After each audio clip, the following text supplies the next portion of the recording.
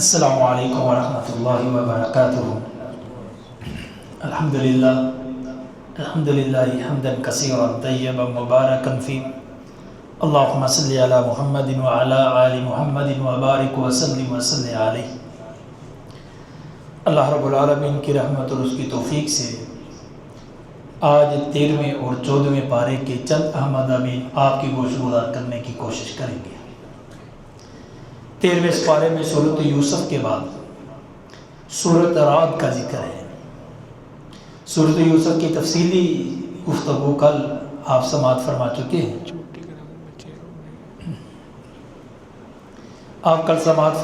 ہیں۔ سورۃ رعد جس کے اندر اللہ رب العالمین نے اپنی ربوبیت کا الوہیت کا ذکر فرمایا۔ اللہ الذی رفع السماوات بغیر عمد ترونها ثم استوى على العرش وسخر الشمس والقمر۔ اللہ رب العالمین نے اپنی ربوبیت کا تذکرہ کرتے ہوئے اس بات کا ذکر کیا، اللہ وہ ذات ہے جس نے آسمان کو بلند کیا بغیر کسی ستون کے۔ آج تک کائنات کے اندر کوئی ایسا آرکیٹیکٹ نہیں آیا۔ لوگ فیصل مسجد کو دیکھنے کے لیے جاتے ہیں کہ بڑی مسجد ہے، بغیر ستون کے بنا دی گئی ہے، اور کیسا ہی شاہکار ہے۔ اس سے بڑا شاہکار اور کیا ہو کہ کائنات کے اندر ساری دنیا مل کر کے بھی آسمان کا کنارہ نہیں ڈھونڈ پائی، اور ایک بھی ستون اللہ رب العالمین نے اس کے اندر نہیں رکھا۔ اللہ رب العالمین نے اسی میں اس بات کا بھی ذکر فرما دیا، ثم استوى علی العرش، پھر اللہ رب العالمین اپنے عرش کے ساتھ آسمانوں پر مستوی ہو چکا۔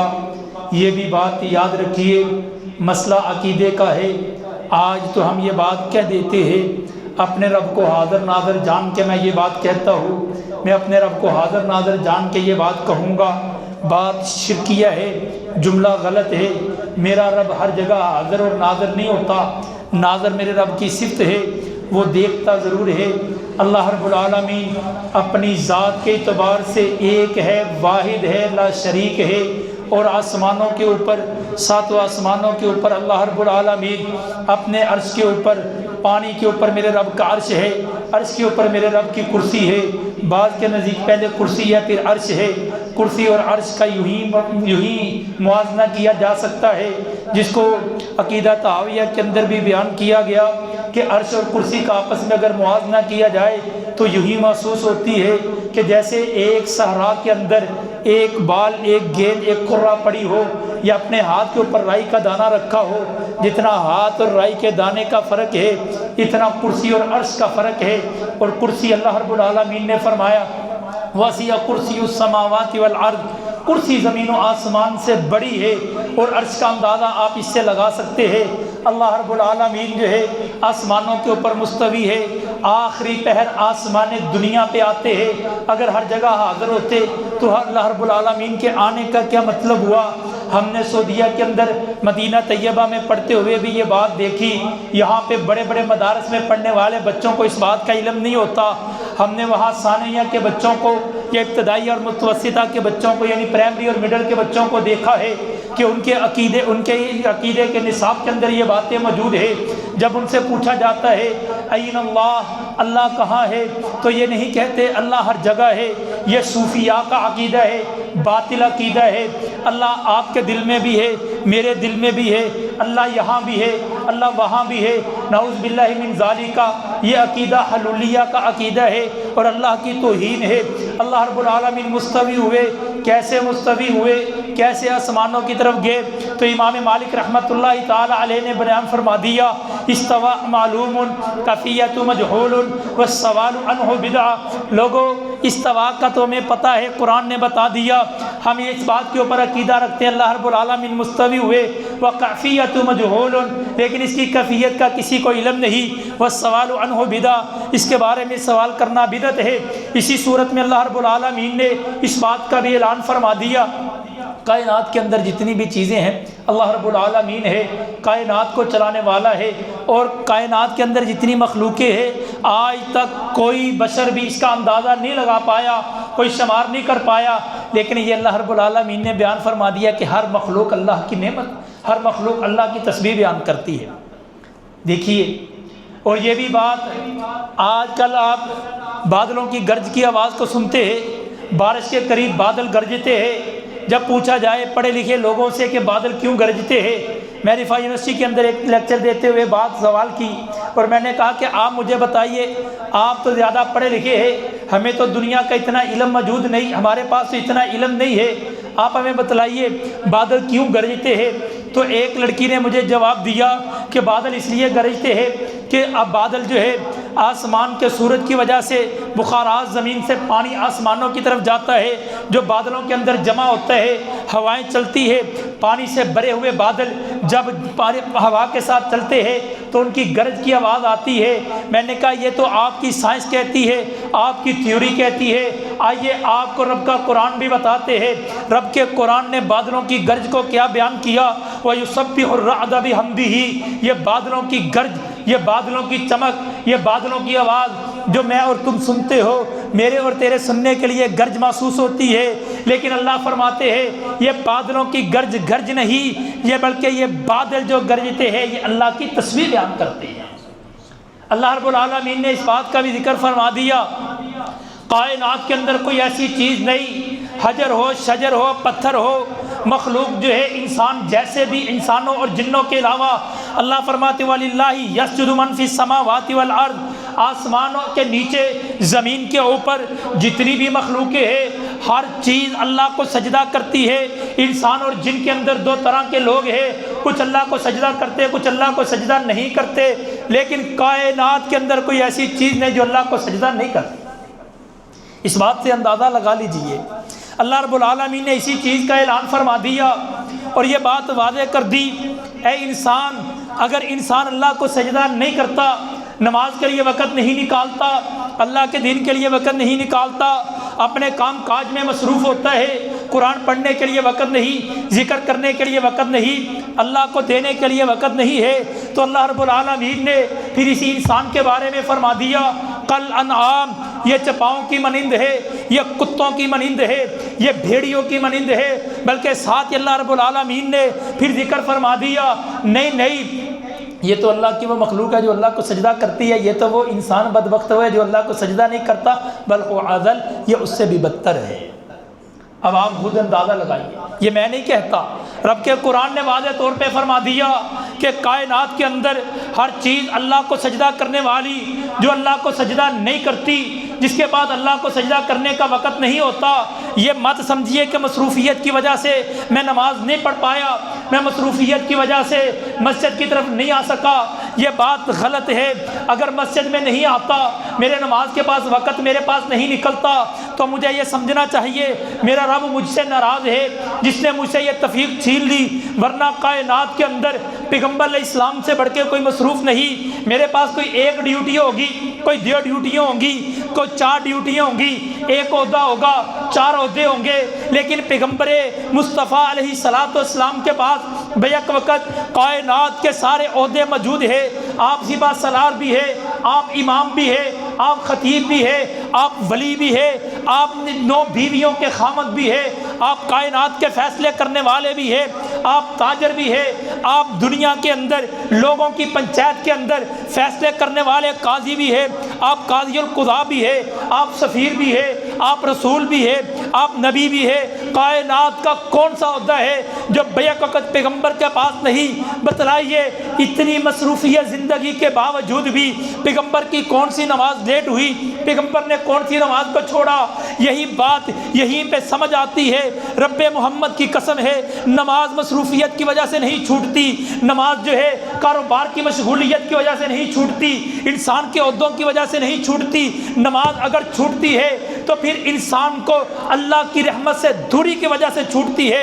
اللہ رب العالمین نے اسی سپارے کے اندر اس بات کا بھی اعلان فرما دیا، لوگوں دلوں کے اطمینان چاہتے ہو، سکون چاہتے ہو، اور سکون چاہنے کے لیے تو نے یہ بات سمجھ لی کہ سکون محلات کے اندر ہوتا ہے، سکون اور اطمینان جو ہے وہ گاڑیوں کے اندر، فیکٹریوں کے اندر ہوتا ہے، کاروبار کے اندر ہوتا ہے، مال و متاع کے اندر ہوتا ہے، سیاحت کے اندر ہوتا ہے۔ اللہ فرماتے ہیں نہیں، سکون چاہتے ہو، الذین آمنوا وتطمئن قلوبهم بذکر اللہ، الا بذکر اللہ تطمئن القلوب، لوگوں قرآن کے اندر، نماز کے اندر، اللہ کے ذکر کے اندر دلوں کا سکون اور اطمینان جو ہے اللہ کے ذکر کے اندر موجود ہے۔ اللہ کے ذکر میں نماز اول ہے، اللہ کے ذکر میں قرآن اول ہے۔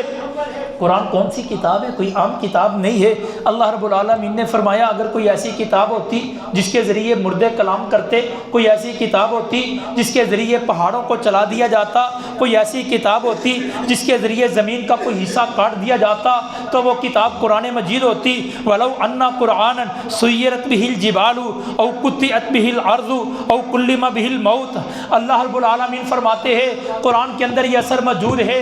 آج بھی رب محمد کی قسم ہے، قرآن کی تلاوت کر کے دیکھیے، قرآن کو پڑھ کے دیکھیے، اللہ رب العالمین نے قرآن کی تلاوت کے اندر وہ خزانے رکھے ہیں، قرآن کی تلاوت کے اندر وہ سکون رکھا ہے، قرآن کی تلاوت کے اندر وہ مزہ رکھا ہے، وہ راحت رکھی ہے جو کائنات میں کسی چیز کے اندر نہیں ہوتی۔ یہ تو ہم یہ بات پہلے بھی بیان کر چکے ہیں 7ویں پارے کی ابتدا کے اندر۔ جو قرآن کو سمجھتا ہے اس کے لیے بھی، جو قرآن کو نہیں سمجھتا اس کے اوپر بھی قرآن اثر انداز ہوتا ہے۔ آپ اپنی مسجدوں میں دیکھ لیجئے، ہم کتنوں کو قرآن کی سمجھ آتی ہے۔ قاری صاحب قرآن پڑھتے ہیں، رب محمد کی قسم ہے جیسے بھی قرآن جس کو سمجھ آتی ہے وہ بھی، جس کو نہیں سمجھ آتی وہ بھی قرآن پڑھنے سننے والا پیچھے سنتا ہے، اس کے دل کے اوپر عجیب کیفیت حاصل ہوتی ہے، عجیب طرح کی راحت اور سکون اس کو ملتا ہے۔ کیوں؟ کیونکہ یہ قرآن کا اثر ہے۔ قرآن کو جس نے پڑھا، وہ قرآن سننے ماننے والا ہو یا نہ ماننے والا ہو، وہ کافر تھے۔ تو فیل دوسی جس نے قرآن کو سنا تو قرآن کے اوپر ایمان لے آئے۔ حضرت عمر رضی اللہ تعالیٰ عنہ پیغمبر کو قتل کرنے کے لیے گھر سے نکلے، قرآن میں سورۃ طٰہٰ کی آیتوں کو سنا، اللہ رب العالمین نے تقدیر کو بدل دیا۔ آج بھی اگر قرآن کو سنا جائے، قرآن کو سمجھا جائے، میں یہ بات گارنٹی سے کہہ سکتا ہوں ہماری زندگی کے 90% مسائل جو ہے قرآن کے پڑھنے، قرآن کے سننے، قرآن کے سمجھنے کے ساتھ حل ہو سکتے ہیں۔ لیکن مصیبت یہ ہے میں قرآن کو پڑھتا نہیں، قرآن کو سنتا نہیں، قرآن کو سمجھتا نہیں، در بدر جا کے ڈکنے کھاتا ہوں۔ یہی وجہ ہے آگے اللہ رب العالمین نے سورۃ ابراہیم کی ابتدا میں اسی بات کا ذکر فرما دیا کہ ہم نے قرآن کو نازل کیوں کیا ہے، قرآن کے نزول کا مقصد کیا ہے۔ اللہ رب العالمین فرماتے ہیں اعوذ باللہ من الشیطان الرجیم بسم اللہ الرحمن الرحیم الف لام را کتاب انزلناہ الیک لتخرج الناس من الظلمات الی النور باذن ربہم الی صراط العزیز الحمید۔ لوگوں قرآن اللہ رب العالمین نے اس کے اندر یہ چشمہ رکھا ہے، اس کے اندر یہ ہدایت رکھی ہے، اس کے اندر یہ تاثیر رکھی ہے، اس کے اندر یہ اثر رکھا ہے۔ جو قرآن کو پڑھتا ہے، قرآن پڑھتا جاتا ہے، اللہ رب العالمین اس کی دل کی زمین جو ہے بنجر زمین کو آباد و شاداب کرتے رہتے ہیں۔ انسان قرآن پڑھتا رہتا ہے، اللہ اس کی بیماریوں کو ختم کرتے رہتے ہیں۔ انسان قرآن پڑھتا رہتا ہے، اللہ اس کے لیے روشنی کے ہدایت کے رستوں کو کھولتے رہتے ہیں۔ اللہ فرماتے ہیں یہ یوں ہی نہیں ہوتا، جب قرآن کو پڑھتا ہے اللہ کے حکم سے یہ چیزیں ہوتے ہیں۔ اسی میں اللہ رب العالمین نے اس بات کا بھی اعلان فرما دیا ان فی ذلک لآیات لکل صبار شکور۔ لوگوں قرآن کے اندر بڑی نعمتیں، بڑی رحمتیں، بڑی سعادتیں، بڑی چیزیں، بڑی نشانیاں موجود ہیں، لیکن ہر کسی کو نہیں ملتی۔ کس کو ملتی ہے؟ دو بندوں کو اللہ خاص طور پہ دیتا ہے، صبر کرنے والا اور شکر کرنے والا۔ اور صبر کیا ہے؟ صبر یہ نہیں ہوتا بندہ روتا پیٹتا رہے جب تھک ہار جائے کہ جی میرا تو صبر ہی ہے، یہ صبر نہیں ہوتا۔ صبر کیا ہے؟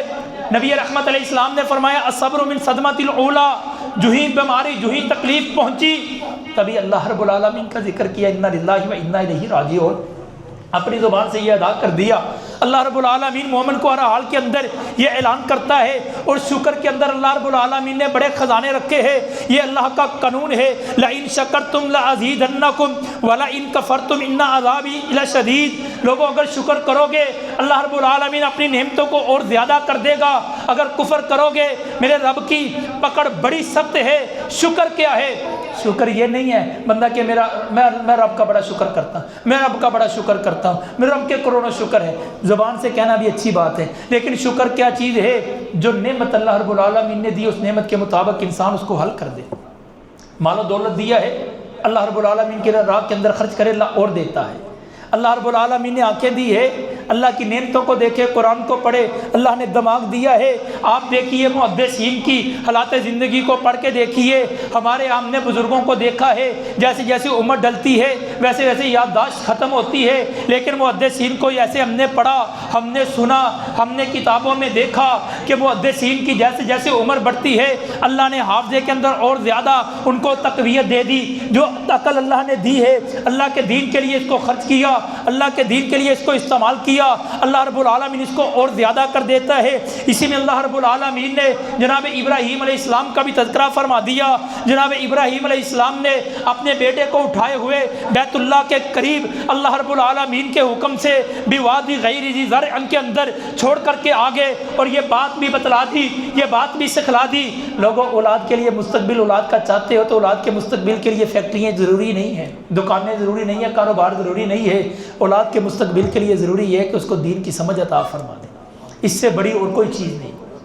آپ یہ بات اس کے ساتھ میرے سے اختلاف بھی کر سکتے ہیں، لیکن حقیقت میں جس والد نے اپنی اولاد کو سمجھ عطا فرمائی ہے دین کی، دنیا اگر کہ اس کے پاس نہیں ہے، دنیا تو اللہ رب العالمین نے دینی ہے، حقیقت میں ہم نے ان بچوں کو والدین کے لیے دعائیں کرتے دیکھا ہے، ورنہ ہم نے وہ بھی اپنی آنکھوں سے اور کانوں سے سنے، آنکھوں سے دیکھے اور کانوں سے سنے ہیں۔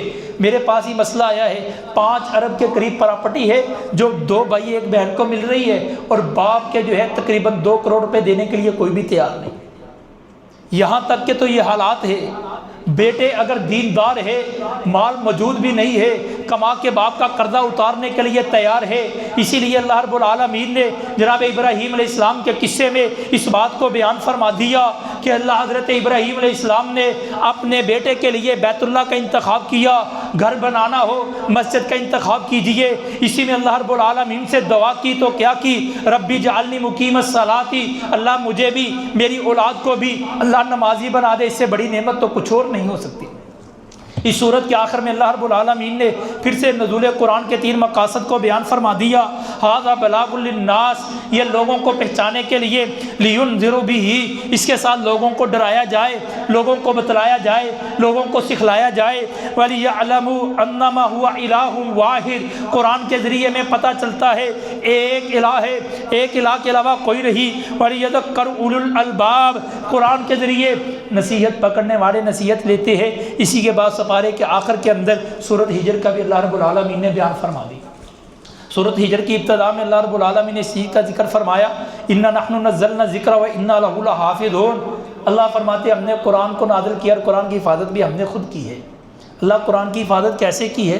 اللہ رب العالمین نے قرآن کی حفاظت زبان کے ذریعے بھی کی ہے، جیسے ہم نے پہلے ذکر کی تھی، میر تقی میر کی شاعری آج کوئی نہیں جانتا، آج بھی جو ہے انگلش پرانی پڑھنے والا کوئی بھی نہیں ہے۔ پرانی اردو تھی جی، زبان بدل گئی ہے، علاقے کے بدلنے کے ساتھ، لوگوں کے رویے کے بدلنے کے ساتھ ساتھ، تہذیب و تمدن کے بدلنے کے ساتھ ساتھ، ضرورتوں کے بدلنے کے ساتھ ساتھ جو ہے زبانیں تبدیل ہو گئی ہے، لیکن واحد زبان عربی ہے جو اللہ رب العالمین نے آج بھی موجود رکھی۔ اللہ قرآن کی حفاظت کیسے کی؟ سپاروں کے ذریعے یا تختیوں کے ذریعے یا اوراق کے ذریعے؟ اللہ فرماتے نہیں، اوراق کے ذریعے ہم نے قرآن کی حفاظت نہیں کی، بلکہ ہم نے قرآن کی حفاظت کے لیے فی صدور الذین اوتوا العلم، ہم نے قرآن کے لیے علم والوں کے سینوں کا انتخاب کیا۔ ورنہ روس نے بھی قرآن کے اوپر پابندی لگائی، تاجکستان کی کچھ ریاستوں نے بھی قرآن کے اوپر پابندی لگائی، آج بھی چین کے اندر بہت سی ریاستوں کے اوپر قرآن لے جانے کی پابندی ہے۔ لیکن روس جب ٹوٹا، لوگوں نے یوں بھی دیکھا قرآن رکھنے کی اجازت نہ تھی، لیکن سینکڑوں کی تعداد کے اندر اللہ رب العالمین کے قرآن کے قاری گھر گھر سے نکلے۔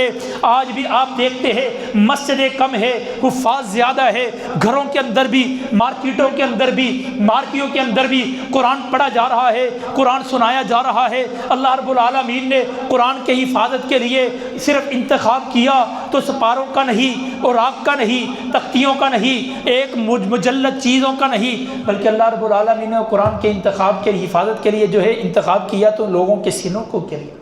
اسی سپارے کے اندر اللہ رب العالمین نے اس بات کا بھی ذکر کیا، لوگوں دین والوں کا مذاق اڑانا یہ دین والوں کا کام نہیں ہوتا، دین کا مذاق اڑانا کافروں کا کام ہوتا ہے۔ اسی میں اللہ رب العالمین نے اس بات کا بھی ذکر کیا، نبی عبادی انی انا الغفور الرحیم، اے پیغمبر لوگوں کو یہ بات بتلا دیجئے میں بڑا رحیم ہوں، میں بڑا غفار۔ بیت اللہ میں جائے نا تو مقام ابراہیم کی طرف یہی آیت بڑی واضح لکھی ہوئی ہے، نبی عبادی انی انا الغفور الرحیم، لوگوں میری رحمت بہت وسیع ہے، وسیعت کل شیء، ہر چیز سے وسیع ہے۔ کتنی وسیع ہے؟ گناہوں کے دلدل کے اندر دنسا ہوا انسان، زمین و آسمان کے برابر انسان گناہ لے کر کے ایک مرتبہ اللہ کے دربار میں آ کے صرف یہ کہہ دے اللہم اغفر لی۔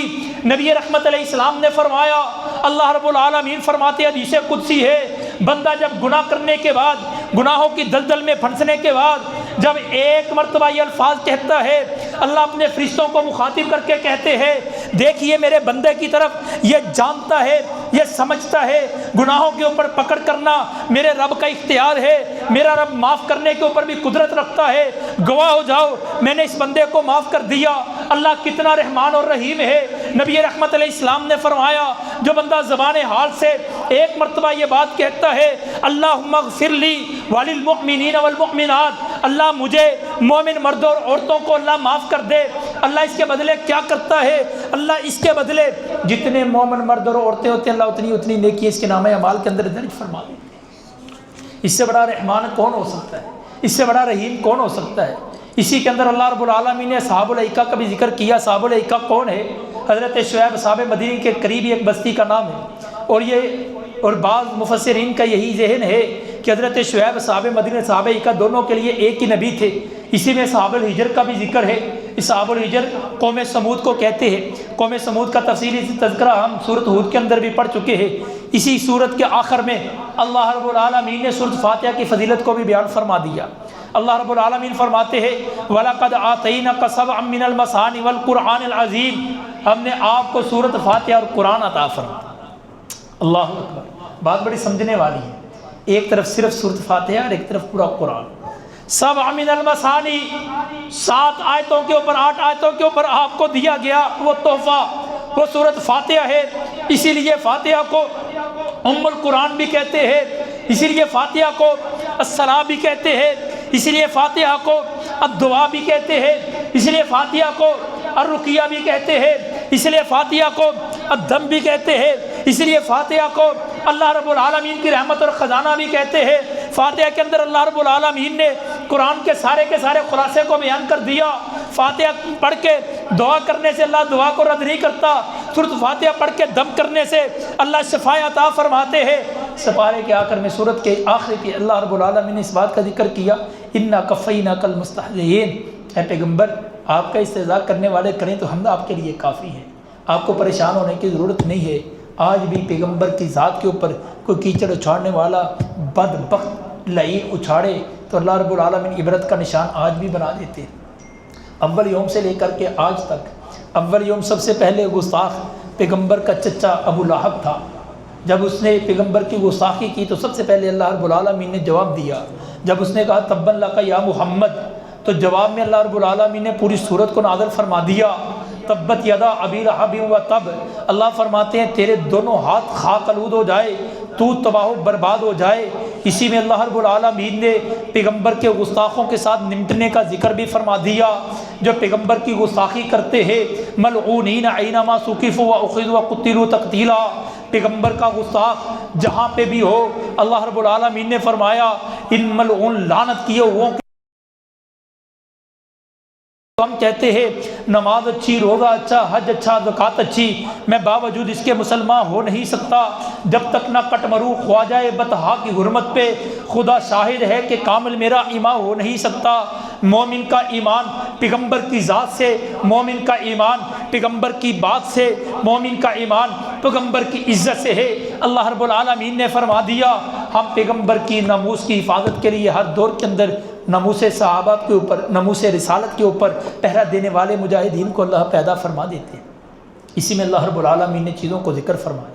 اس کے آخر پہ سورۃ نحل ہے اور اس کے اندر اللہ رب العالمین نے سورۃ غاشیہ کی طرح اپنی نعمتوں کو بڑے کھول کھول کے بیان کیا، اور اس کے بعد پھر انشاءاللہ العظیم معراج کا تذکرہ آتا ہے، وہ تفصیلی ہم انشاءاللہ کل بیان کرنے کی کوشش کریں گے۔ اللہ رب العالمین سے دعا ہے کہ اللہ مجھے حق اور سچ بیان کرنے کی توفیق عطا فرمائے۔ اللہ رب العالمین ہمیں سمجھ کے اس کے اوپر عمل کرنے کی توفیق عطا فرمائے۔ اللہ ہمیں قرآن سمجھ کے قرآن کے اوپر عمل پیرا ہونے کی سعادت عطا فرمائے۔ اللہ رمضان ہمیں دیا ہے تو اس کی بہاریں سمیٹنے کی اللہ توفیق بھی عطا فرما، اپنے گناہوں کو بخشوانے کی توفیق بھی عطا فرما۔ اللہ ہم سب کے گناہوں کو معاف فرما۔ اللہ ہمارے بیماروں کو صحت و تندرستی عطا فرما۔ اللہ امت کے حال کے اوپر رحم فرما۔ اللہ مسلمانوں کے اندر اتفاق و اتحاد پیدا فرما۔ اللہ یہ جو جنگ ہے اس کے اندر مسلمانوں کو آپس میں لڑایا جا رہا ہے، اللہ درمیان میں بیٹھا ہوا دشمن ظالم اللہ لعین اس کو تباہ و برباد فرما، اللہ اس کو نیست و نابود فرما۔ اللہ مسلمانوں کو اتفاق اور اتحاد سے مل کے اللہ من حیث القوم اللہ ان کافروں سے اللہ مقابلہ کرنے کی اللہ توفیق عطا فرما۔ ہم نے اللہ 11ویں سپارے کے اندر بڑی تفصیل سے پڑھا ہے، اللہ ہمارے اندر بھی جہاد کا جذبہ موجود ہے، اللہ ہمیں شہادت کی مور نصیب فرما۔ وآخر دعوانا الحمدللہ رب العالمین۔